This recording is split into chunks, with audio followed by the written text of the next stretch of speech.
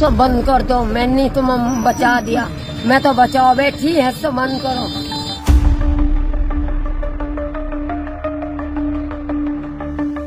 ছাত্র জনতার গণ অভ্যুত্থানে শেখ হাসিনা দেশ ছেড়ে পালিয়েছে 5 মাসেরও বেশি সময়। এর আগে নিজের ক্ষমতা টিকিয়ে রাখতে হাজারো মানুষের রক্তে রঞ্জিত করেছে নিজের হাত। কথিত আছে পুলিশের সাথে বিশেষ একটি প্রশিক্ষিত বাহিনী ছাত্র জনতার উপর গুলি চালিয়েছিল। খোদ সাবেক স্বরাষ্ট্র উপদেষ্টা ব্রিগেডিয়ার জেনারেল অবসরপ্রাপ্ত সাখাওয়াত হোসেন বলেছিলেন, পুলিশের হাতে সীমান্তের ভয়ঙ্কর অস্ত্র এলো কিভাবে। পুলিশের ফায়ারিং এ কম লাগছে, এদের সিভিলিয়ান ড্রেসে হাতে 7.62, আপনারা নিজে দেখছেন 7.62, মানে 7.62 রাইফেল। ম্যাসিভ ইনভেস্টিগেশন দরকার যে এরা কারা, কাদের হাতে এই রাইফেল, যেটা প্রহিবিটেড রাইফেল, কাদের হাতে এটা আসছে, এই এলাকাতে কে কারা দিচ্ছে। এখানে শটগানও আছে। এখানে আমি যে কজনের দেখলাম, আমাদের ডাক্তার সাহেব যেগুলো দেখালেন, এগুলো পুরো বুলেট 7.62।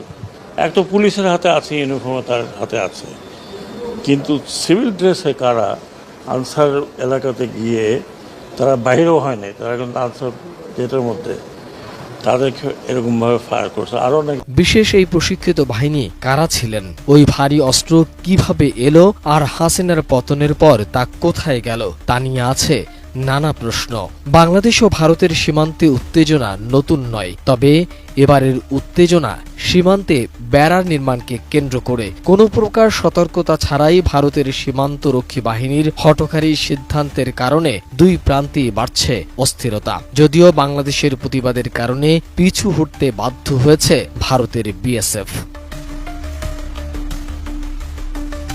বিএসএফ যখন বাংলাদেশের সাথে পেরে উঠছে না, তখন ভারতের সীমান্ত দিয়ে একের পর এক পাগল বেশে ব্যক্তিরা প্রবেশ করছে বাংলাদেশের সীমানায়। বাস্তবে এদের দেখতে পাগল মনে হলেও আসলে তারা পাগল নাকি অন্য কিছু, তা নিয়ে আছে নানা প্রশ্ন।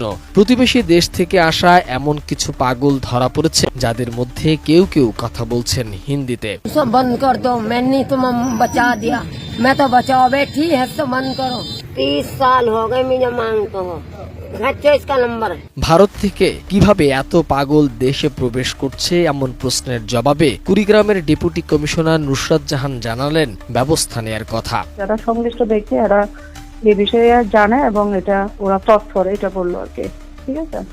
এবং আমি আরো তৎপর হওয়ার জন্য নির্দেশনা দিলাম যেন কেউ দেশে এই ধরনের কার্যক্রম করতে না পারে। বিজিবির প্রতিনিধি ছিল, হ্যাঁ বিজিবির প্রতিনিধি ছিল, ওনারা অনেক তৎপরতার কারণে এখন কিছুটা কমে আসছে, ওইটাই উনি ইনফরমেশনটা মূল্যত দিল।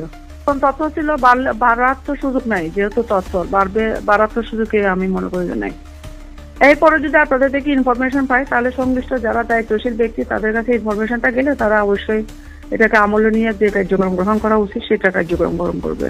হঠাৎ করে ভারতীয় এই ব্যক্তিরা কিভাবে বাংলাদেশে ঢুকছে, তাদের আসল উদ্দেশ্য কি, তা নিয়ে চলছে নানা আলোচনা।